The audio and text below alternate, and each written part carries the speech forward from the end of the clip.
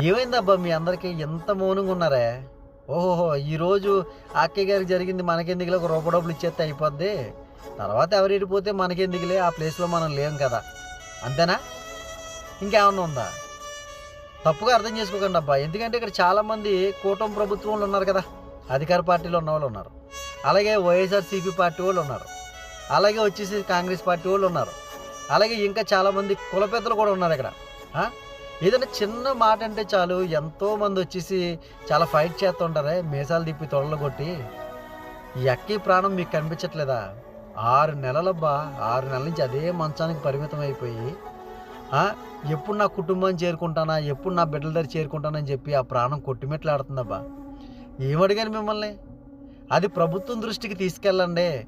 ప్రభుత్వమే మనకు సహాయం చేయాలి. ప్రభుత్వం చేత పని చేపించుకోవడం మన హక్కు అంటున్నారు కదా!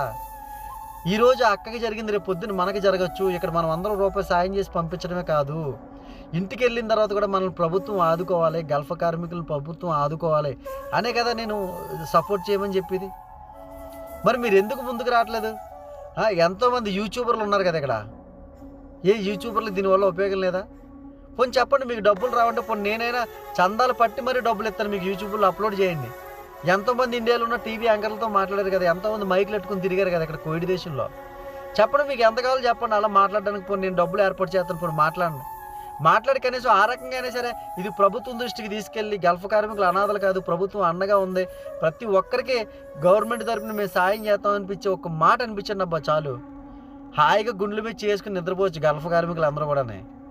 ఇంకెంతకాలం ఇలాగ అనాథల్లాగా మనం ఒకరికొకరు చందాలు వేసుకుని పంపించుకోవడం ఇంకెంతకాలం అబ్బా? మీకంటూ మనస్సాక్షి లేదు అసలనే. ఒకప్పుడు మీరు ఇదే స్థాయిలో వచ్చినోళ్ళు కదా! ఈరోజు ఏదో మీకు పొలిటికల్‌గా కొంచెం బ్యాక్‌గ్రౌండ్ ఉండేసరికో, లేకపోతే కొంచెం సపోర్ట్ ఉండేసరికో అయన్నీ మర్చిపోతున్నారా? మీరు ఒకప్పుడు గల్ఫ్ కార్మికులే.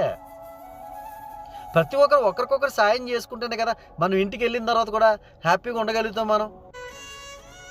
ఇక్కడ మనం సాయం చేసుకుంటాం, ఇంటికెళ్ళాక అనాథలం అయిపోతున్నాం కదా! మనకి దిక్కు మొక్కు లేకుండా అయిపోతున్నాం. ఎంతమంది అలాగ అయిపోయారు నేను చూపించనా? ఇక్కడి నుంచి న్యాయం చేస్తాంలే మీకని చెప్పి పంపించి ఇంటికెళ్ళిన తర్వాత ఆళ్ళని వదిలేయడం నేను చూపించనా మీకు? ప్రభుత్వం చిన్న సాయం కూడా అందించట్లేదు ఇక్కడి నుంచి వెళ్ళిన తర్వాత ఆళ్ళకి. ఇక్కడ మటుకు మనం అందరం సాయం చేస్తున్నాం. ఇంటికెళ్ళిన తర్వాత వాళ్ళ మొఖం కూడా చూస్తలేదు ఎవరన్నా. ఏ నాయకుడు కూడా వాళ్ళ గుమ్మమేటు కూడా ఎక్కట్లేదు. ఒక్కసారి ఆలోచించండి, ఈ విషయంలో ఏం చేయాలి? మనం ఎలాగా ఆ అక్కయ్య గారిని క్షేమంగా పంపించాలి? ఇండియా వెళ్ళిన తర్వాత ఆపరేషన్ ఎక్కడ చేయించాలి? మళ్ళీ ఆ కుటుంబాన్ని ఎవరు ఆదుకుంటారు? ఏ ప్రభుత్వం ముందుకొత్తది? అనేది ఒక్కసారి ఆలోచించండి అబ్బా! మందకాదులే సమస్య మన దాకా రాలేదని అనుకోవద్దు. రేపు పొద్దున్న మళ్ళీ ఇంటి తలుపు కూడా కొట్టొచ్చు. ఒక్కసారి ఆలోచించండి. ఎంతోమంది ఇండియాలో ఉన్న టీవీ ఛానల్‌కి చేసి మాట్లాడతారు కదా! ఈ విషయాన్ని కూడా స్ప్రెడ్ చేయండి.